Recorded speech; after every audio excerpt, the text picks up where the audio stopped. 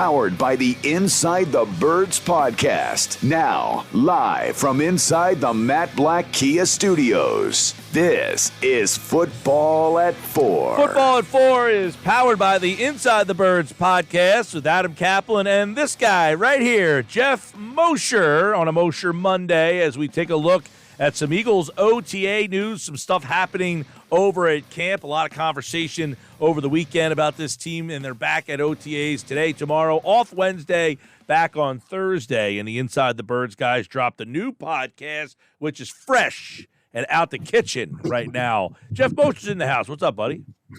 How are we doing, Mike? What's going on? All is good, man. This is the final kind of few days here for the Eagles to be out there, and we're hearing a lot about the rookies here. Let's start with some of the rookie stuff that you guys possibly hearing over at Inside the Birds. Nolan Smith all over the field at the OTA practices. Give us a little preview or a little thought on what we might see with Nolan Smith that might have people excited come training camp.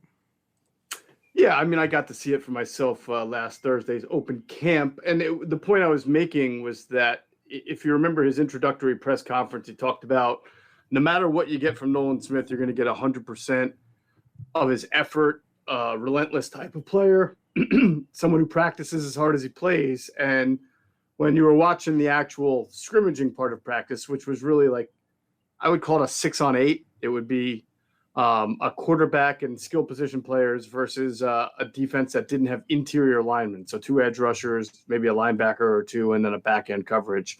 Nolan Smith was constantly out there as an edge, stand-up edge rusher, but you can't hit the quarterback, right? So you'd watch him fire off the line of scrimmage, come within a couple of steps of the QB, stop, then basically almost like run a wheel route, right? Like just turn around and run toward the ball carrier or whoever caught the ball and just pursue that person. He would just keep running all the way until the end, which is something the offensive players are taught to do. You catch the ball. It doesn't matter if the whistle blows. You just run all the way to the end zone while the defense subs in and out. But as a defender, I just thought he was all over the place, running all over the field and showing that hustle and that leadership and that 100% at practice that he spoke about. Yeah, I mean, Nolan Smith was a guy who they ended up getting at the bottom half of the first round, and you're thinking, hey, this was a guy they thought about, a lot of mock drafts and buzz that they might have taken him a little earlier. So I know it's OTAs, but do we begin to think, hey, will this guy have a bigger impact than maybe we envisioned a month ago? I can't say anything's changed about I don't even know what the role they envision him as. I mean, I think that's up for him to decide. They have 2 primary edge rushers that we know of, right? Josh Sweat and Hassan Reddick. They have Brandon Graham, who is an edge rusher. Now, they're a little bit different on the inside now with Javon Hargrave gone. They could move an edge rusher inside on the 4-man rush. A guy like Josh Sweat, Brandon Graham has done it before, and that would open up another outside rusher. And that would probably be someone who's, if you're moving an outside guy inside, you're probably taking Jordan Davis off the field, right? Because he's not really yet proven to be a pass rusher. So there might be opportunities to get Nolan Smith on the field as an edge, another stand-up edge rusher if you're moving Sweat or Graham inside. But that's all about how well he plays, how fast he acclimates, and how impactful he is. Yeah, Nolan Smith, someone that we're definitely going to want to watch a little closer when they get to training camp, just to see how they kind of use him, and what kind of role. Is he going to be limited to just certain packages? Are they going to kind of find a way to get him in multiple packages, in multiple places on the field? I think that will be something that we're all going to want to kind of keep an eye on. Give me some thoughts on what that slot cornerback is possibly shaping up to look like when they get to training camp. I know McPherson now going into his 3rd year. You got Maddox there, and then you got all those other nomads who have been around for a while. So kind of give me, your indication on what that slot corner battle is shaping up to look like. Yeah, I would think that Zach McPherson entering year 3 would have a pretty good chance to make the team as a backup slot corner, which is a pretty priority backup position because of Avonte Maddox's injury history. Last year they gave that job to Josiah Scott, and he got targeted, and he gave up a lot of passes and yards on those targets. So didn't exactly ace the test. McPherson is a guy they drafted to be, a backup corner. Probably thought of him as a backup outside, but he really hasn't had the opportunity to get out there and prove that he can do that. People we spoke to, Greg Cosell in general, thought that he'd probably would function better in the slot than the outside. So we'll see if he can do that. Most of the other corners that the Eagles either drafted or acquired, whether it's Greedy Williams or, Keely Ringo, right, or some of the Eli Rickses of the world, they're all like 6'1", 6'2", 205. They're bigger perimeter-only type guys. So that gives McPherson, I think, pretty good opportunity as a guy who probably is more natural in the slot, 5'10" corner, to try to make the team there. Would you anticipate at all that's a possibility? I think last year we talked a little bit, maybe it was with you, I don't recall, but Chauncey Garner, they use him at safety, a little bit of slot corner here and there. Could they use Maddox in that type of role where maybe he plays some safety and some slot, or do they view him strictly as a slot guy? Well, they've viewed him strictly as a slot guy for the last 2 years. They did play him at safety in a pinch his rookie year, if you remember. Right. Yep. Played all right there. I would love to know if they're thinking. Now, this isn't normal thinking where if you move guy to safety, you're taking a mileage and load off of him because safeties are pretty busy. They have to tackle. So I don't know that you're helping out his career any much by moving him to safety. You might be helping out your team because of what you have at safety, but then you might be weakening yourself at nickel. So I get your point, though. Can you start him at safety and base and then move him to nickel and then just bring in a safety? Yeah, you could.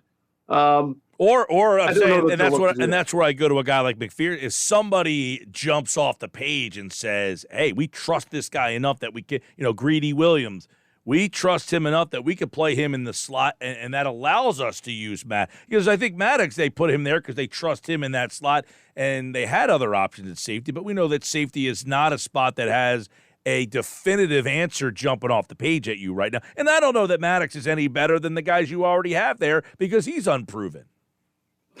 Yeah, and I don't look at the stockpile of corners that they've acquired and think any of them naturally transition well to safety, to nickel. Like Greedy Williams, I don't think is a slot corner just because he's tall and slender and long-armed, and you have to tackle if you're a nickel corner, and it's not exactly his forte. Josh Jobe has been viewed as a hybrid, but more of a outside corner safety hybrid than a outside corner inside corner hybrid. So I'd be surprised if Avante moved out of that slot role. Rashad Penny is at the OTAs. He went down in October with the Seahawks. Haven't heard from him. He had a broken leg last year, but 5'11", 220 pounds. He's on the field. I guess that means he's going to be cleared up, ready to go for training camp. And at 5'11", 220 pounds, this is a guy who averaged 6.1 yards a carry last year in only 5 games. But if Rashad Penny's healthy, I'm not sure that Eagle fans really are clear on just how good this guy can be if he's 100%. He's a big guy, Mike. I mean, that sort of jumped out at me right away. Not 5'11" is not tall, but 5'11" and stocky. Sometimes people confuse stocky with maybe pudgy, but I'm not saying that at all. I mean, he's stocky. He's like barrel chest. He's strong. He's muscular. He doesn't look like some of the running backs we've had around here in the past, except maybe LeGarrette Blount, except LeGarrette Blount was tall. But this is a guy with big calves, big arms, and it's no surprise that he has that huge average, but you do wonder if a guy that big who runs upright can ever really stay healthy. I mean, I don't know if he's going to try to change his running style, and if he does, if that's going to make him less impactful. I mean, he's part of a rotation at the moment, so that might help him, but it really does jump out just how physical he looks. Yeah, that for Penny. a running back especially. I mean, when you put Miles Sanders and Kenneth Gainwell and Boston Scott on the field or in a practice, and the one that sort of jumps out as muscular as Boston Scott, right? Because he's another short, stocky guy. But I mean, in general, that's not a lot of beefy guys right there. But then, so when you put Rashad Penny next to him, he stands out. I know we're talking with Geoff Mosher, Football at 4 from InsideTheBirds.com. The latest Inside the Birds, you guys kind of talked about that slot corner. The wide receiver, Britton Covey, was a guy who, last year, kind of returned punts and everything. But could he be an option in the pass game this year against, everybody thinks Zacchaeus comes in and gets that slot role. You got Quez Watkins, but is Covey got something to say about all that? He probably will. I'm sure he's worked a lot this offseason on, refining his offensive game. I saw him take a nice little pass from Mariota between two defenders and then make that quick, you stick your foot in the ground, you turn upfield. That's huge for a slot receiver. The ability to make that catch in traffic, but then add on, especially in an offense like the Eagles that spreads you out, be able to turn that foot and go up the field, add a vertical presence there. I mean, he's not going to change the fact that he's 5'9", 5'10", right? So, I mean, he's not going to give you a whole lot of contested catch. He's not going to win a lot of 50-50 balls. He's going to have to be sort of a guy who catches the ball in space in a zone or beats a guy by a step and tries to go upfield. So that limits him a little bit. But, as Andrew DeCecco detailed on our website, InsideTheBirds.com, and you guys probably spoke about it last time he was on, there's about 8 or 9 different really interesting wide receiver candidates here for spots that should be up for grabs. I mean, really, outside of the top 2, and I'm sure Quez and Zacchaeus, will they both definitely make the team? I don't know about that, but probably. But you'll still have, let's say one doesn't. That opens up sort of 2 spots, most likely, if not 3, for a lot of these names that are in camp that are intriguing, whether it's a Charleston Rambo or a Joseph Nada, a Hazelwood, a Tyree Cleveland, who appeared to be not practicing the other day, but on the field. Either way, there's sort of like a 31 flavors type of appearance to this wide receiver group. Yeah, and I guess to peel the onion on and on that position, generally one of those guys goes and returns kicks or punts, and how much of a factor that is in that whole wide receiver room. Yeah, that's big, and that's what got Britton Covey onto the roster, last year, his ability to punt return, which he got better at as the season went on. But I don't know if we have to also see these guys they brought in and their ability to return punts, and if they can give you a little bit more in the offensive game as well. Talking with Geoff Mosher, of course, Football at 4 here on the Sports Bash Live, 97.3 ESPN. I know the report, I guess, over the weekend about the Eagles. This is funny because, obviously it was a report that Russell Wilson uses no trade to decline. But how many times have the Eagles kind of avoided a move that they wanted to have happen that they didn't go their way, that has aided them in becoming the team they are now, of all these things that didn't happen that they tried to have happen? Wilson at the top of that list. I guess Allen Robinson was another guy they tried to get. Oh, do you want to go back to Ben McAdoo being the guy over Doug Peterson? You want to go back to Byron Jones being the preference over Darius Slay? We could play this game for a long, long time. Right. There's a lot of good plan Bs that have worked out in the Eagles' favor. Yeah, you just wonder, because, I remember last summer, man, I used to have a bunch of these guys on Twitter, just like, Hurts will suck. We know what he is. And I said, look, I'm willing to ride with him for another year, and everybody wanted Wilson or Deshaun Watson or to even draft a guy. But just how different this team may have been if they made that trade for Russell Wilson. And that doesn't mean Wilson would have came here and stunk like he did in Denver, but right. Imagine if that was the case and we would never have known that Hurts is the player that he has become. Yeah, it is pretty amazing, right? All the things that had to happen to make that, to starting with Hurts, right, and then not being able to flirt with the quarterbacks, to then, some of the pieces around him who were not supposed to be plan A either, from A.J. Brown, like you mentioned. There was Calvin Ridley, then there was Allen Robinson. At safety, they were going to put a lot of money into Marcus Williams. And what if he signs that, do they also sign Hassan Reddick? I don't know. It's a fascinating what if. Yeah, you mentioned the A.J. Brown one. How many different wide receivers they tried to get that they end up not getting? Let me ask you this. If on the wide receiver front, nobody seems to be in on DeAndre Hopkins, right? Do you see a scenario if he's just willing to play for the best situation? In other words, I'll take less money to go to a place to win. I just wonder, how does he fit into this offense? Where does he go? I wonder it too. And at the end of the day, I don't think he's going to have to wind up settling for a 1-year, really low incentivized contract. Maybe he will.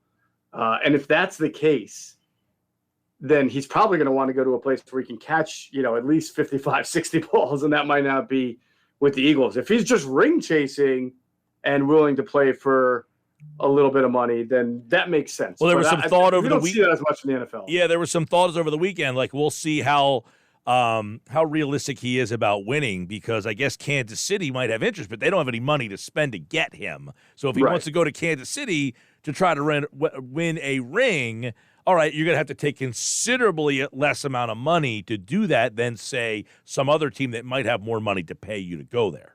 But at least in Kansas City, he could catch 50 balls. I mean, he'd be their number 1 or number 2 receiver right off the bat. I mean, he doesn't – Kansas City is a great team, obviously, but they don't have an A.J. Brown, Devontae Smith. I mean, they're sitting there hoping Kadarius Toney can keep his head on straight, and they've got Travis Kelce.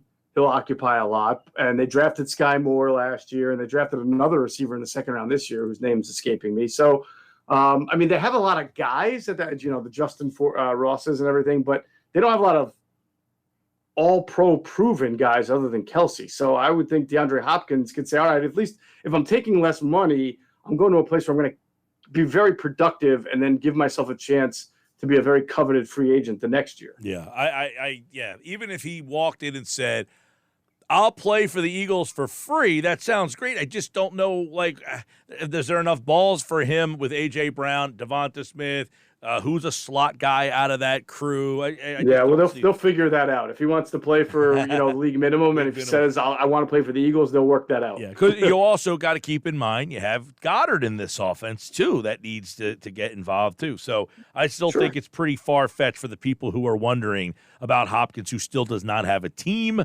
Geoff Mosher has a team. It's InsideTheBirds.com and the Inside the Birds podcast, and it's right here on Football at 4 on the Sports Bash today, tomorrow. They're off Wednesday. Thursday will be the last OTAs. Of course, we'll have full coverage here on Football at 4 with the guys here on the Sports Bash. All right, Moshe, appreciate it. Did you vote on – did you listen to our draft? I did. I was looking over the teams this morning, and let me bring it back up here because I didn't. Let's see. I'll read it off for the people real quick. Adam and Jeff did a NFC East draft. Now, he got hurt, so he had the first pick. Adam got Hurts, right. And you took Prescott.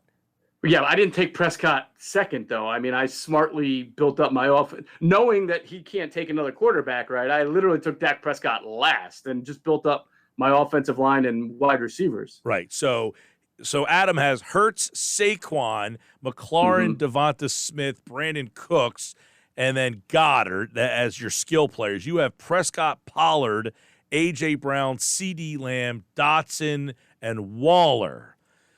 Obviously, I mean, I like Pollard a lot, but you got to like Barkley a little better. So he's got Hurts and Barkley. You got Brown. Yeah, he definitely has the better skill position, quarterback, running back combo. Right, but you have Brown and Lamb, which I like better than McLaurin and Smith. And then Dotson and Cooks, I would say, are comparable. Cooks probably has a better resume. Dotson maybe a little bit better. And then I like Goddard better than I like Waller. Totally. And then 100%. Your offensive line. Obviously, you've got Mailata. No, he does. I mean, he's got Mailata. You've got Thomas, who came on big time last year. Dickerson, I like him a lot. You've got Kelce, who's obviously the best there. Martin and Steele. I got to go. I got the elite offensive line. He got the elite quarterback, running back tandem, but I got the elite offensive line. Yeah, but I got to go with Hurts. Well, I don't. Man, you got the better receivers. Right? Yeah, you got the better receivers than he does, and you have the better offensive line than he does. Yeah, it's a tough one. I think it was good. It was a fun exercise. So we encourage you can go to @InsideBirds, find our poll, and just draft on who you think had the best draft. Yeah, check that out over at InsideTheBirds.com if you want to check out their full drafted rosters, all NFC East draft for the guys. And, of course, Adam will be here tomorrow stating his case, I'm sure, here on Football at 4. Thanks, Moshe. You got it, brother. Geoff Mosher, everybody. Another edition of Football at 4 here on the Sports Bash Live on 97.3 ESPN and the 97.3 ESPN free mobile app.